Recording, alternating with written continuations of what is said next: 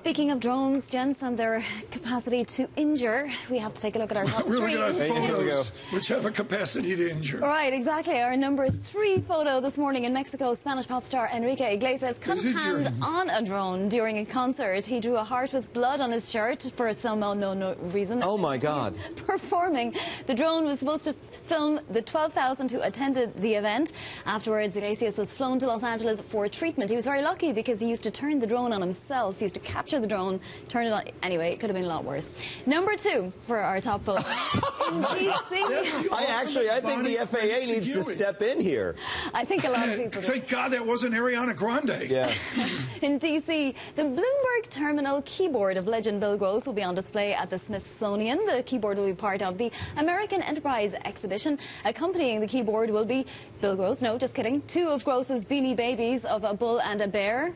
They missed this. They should have had his Monroe Trader, which is right next to the Bloomberg keyboard. Wait, can you bring the keyboard back up, though? Bring the keyboard back up. We still have some of this model in the office, and that is the loudest, clackiest keyboard. It is, but Bloomberg keyboards have gotten much quieter very since then. important up top, like a lot of buy-side people who aren't so bright like Gross, there are taped his passwords, and I went in with a famous surveillance magnifying glass last night. His password is Mohammed loves the Jets.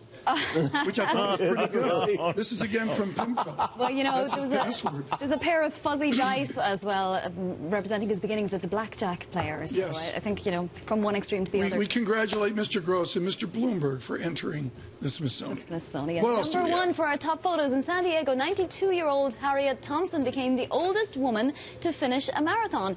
She completed the Suja Rock and Roll Marathon in 7 hours and 24 minutes. It was her 16th time completing the race. Look at her. She's raised more than $100,000 for leukemia in the process.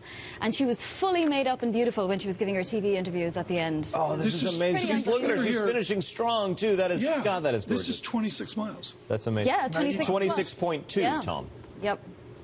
Tom, how can you have spent so much time in Boston and not know that 26.2? No, I knew it was. He's run the marathon many times, haven't you, Tom? Oh, I've run it so many times. Once I actually seriously thought about it, had a gin and tonic, and the thought went away. Yeah? You didn't even go out for a jog? You just had the gin and tonic and then reconsidered? You got that right. Well, you've got plenty of time. You have until you're be quiet. Stop it. You heard it here. Tom and I are going to qualify for Boston next year. Yes.